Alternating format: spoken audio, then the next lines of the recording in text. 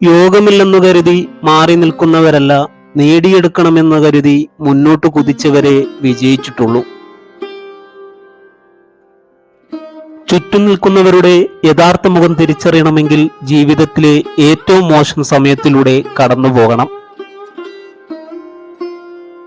എന്റെ നല്ല സമയത്തെ മാത്രമല്ല ഞാൻ ഇഷ്ടപ്പെടുന്നത്, എന്റെ മോശം സമയത്തെയും ഞാൻ ഇപ്പോൾ ഇഷ്ടപ്പെടുന്നു.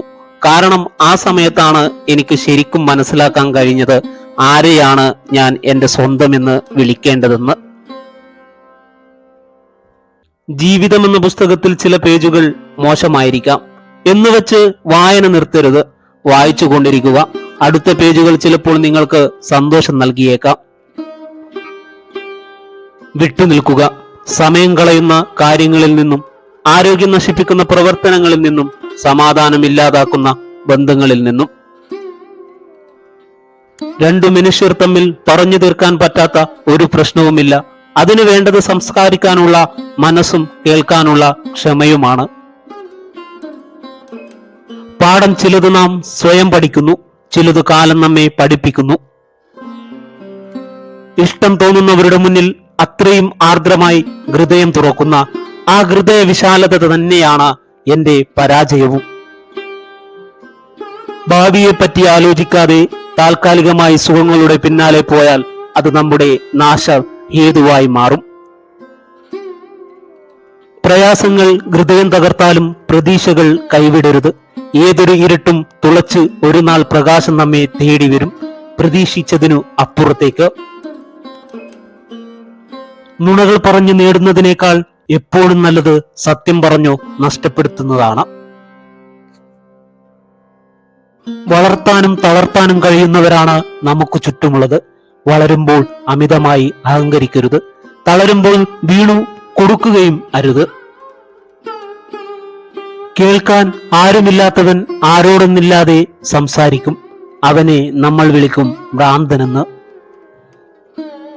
മറ്റൊരാൾക്കു വേണ്ടിയും നമ്മൾ മാറാതിരിക്കുക. നമ്മളെപ്പോഴും നമ്മളായിട്ട് മാത്രം ജീവിക്കുക. നഷ്ടപ്പെടുമെന്ന പേടി കൊണ്ട് നമ്മൾ പലരും പലർക്കു വേണ്ടിയും മാറിയിട്ടുണ്ട്. ഒന്ന് ചിന്തിച്ചു നോക്കിയാൽ നമുക്കുണ്ടായ ആ മാറ്റം മുതലായിരിക്കും പലതും നമുക്ക് നഷ്ടപ്പെട്ടതും. എത്ര ഭംഗിയുള്ള വെളിച്ചവും തെളിഞ്ഞു നിൽക്കാൻ ഇരുളെന്ന കറുപ്പ് വേണം. ഒരു വ്യക്തിയുടെ ഇന്നത്തെ അവസ്ഥയെ അടിസ്ഥാനമാക്കി അവന്റെ ഭാവി വിലയിരുത്തരുത്. കാരണം കറുത്ത കൽക്കരിയെ തിളങ്ങുന്ന വജ്രമാക്കി മാറ്റാൻ സമയത്തിനു ശക്തിയുണ്ട്. വിജയിക്കാൻ വാശി നല്ലത് തന്നെ, പക്ഷേ ദുർവാശിയായാൽ ഫലം വിപരീതമായിരിക്കും. ഒരിക്കൽ അത്രമേൽ മോഹിച്ചതൊന്നും അത്രയൊന്നും വിലപ്പെട്ടതായിരുന്നില്ല എന്ന് കാലം എത്ര രസമായിട്ടാണ് നമുക്ക് പറഞ്ഞു തരുന്നത്. പണമാണ് സ്നേഹം. അതിന്റെ ഏറ്റക്കുറച്ചിലുകൾ അനുസരിച്ചാൽ ബന്ധങ്ങളും സൗഹൃദങ്ങളും, എന്തിനേറെ രക്തബന്ധങ്ങൾ പോലും.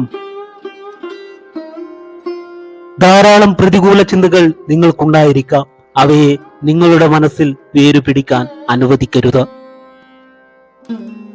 ഒരേ ബെഞ്ചിലിരുന്ന് പരസ്പരമെല്ലാം പങ്കുവെച്ചിരുന്ന കൂട്ടുകാരായിരുന്നു നമ്മൾ. എന്നിട്ടും ഇന്ന് ഞാനും നീയും വാട്സപ്പിൽ ഡാ എന്തുണ്ട് വിശേഷം എന്ന് വല്ലപ്പോഴും കുത്തിക്കുറിക്കുന്നവരും അപരിചിതർ മാത്രമായി മാറിയിരിക്കുന്നു. ജീവിതത്തിൽ വ്യക്തമായ ഒരു ലക്ഷ്യം ഉണ്ടാവുന്നതാണ് എല്ലാ വിജയത്തിന്റെയും തുടക്കം. പ്രശ്നങ്ങളെ തരണം ചെയ്തു നേടുന്ന വിജയമാണ് സ്ഥിരത കൈവരിക്കുന്നത്. ഒരു പ്രാവശ്യം ജയിക്കാൻ വേണ്ടി നിങ്ങൾ പല പ്രാവശ്യം തോൽക്കേണ്ടി വരും. ബന്ധങ്ങൾ നിലനിർത്തണം എന്ന് ആഗ്രഹിക്കുന്നവർ 1000 തെറ്റുകളെയും ക്ഷമിക്കും. ബന്ധങ്ങൾ ഒഴിവാക്കണമെന്ന് ആഗ്രഹിക്കുന്നവർ ഒരു തെറ്റ് കാരണമാക്കി അവർ പോകും. എനിക്കെല്ലാം അറിയാമെന്ന ചിന്ത വന്നു തുടങ്ങിയാൽ അവിടെ തുടങ്ങും നിങ്ങളുടെ പരാജയത്തിന്റെ ആദ്യ ചുവട്. ജീവിതത്തിൽ ഏറ്റവും നല്ല നിക്ഷേപം അവനവനിൽ നിക്ഷേപിക്കുക എന്നത് തന്നെയാണ്. വെള്ളത്തേക്കാൾ മൃദുവും വഴക്കവുമുള്ളതുമായ മറ്റൊന്നില്ല. പക്ഷേ അതിനെ ചെറുക്കാൻ ശ്രമിച്ചു നോക്കുക. യഥാർത്ഥ ശക്തി തിരിച്ചറിയാനാകും. നല്ല ദിവസവും ചീത്ത ദിവസവും തമ്മിലുള്ള ഒരേ ഒരു വ്യത്യാസം നമ്മുടെ മനോഭാവമാണ്. ലക്ഷ്യത്തിലേക്കുള്ള മനസ്സുറപ്പാണ് വിജയത്തിന്റെ രഹസ്യം. ഒരു അരയന്നത്തിന് വെളുക്കാനായി സ്വയം കുളിക്കേണ്ടതില്ല. അതുപോലെ നിങ്ങൾ എന്താണോ അതിൽ ഉറച്ചു നിൽക്കുക.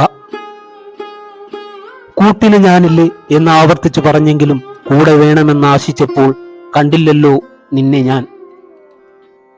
വിശ്വസിക്കുക, വിശ്വാസമുണ്ടെങ്കിൽ നിങ്ങൾ പാതി വഴി പിന്നിട്ട് കഴിഞ്ഞു.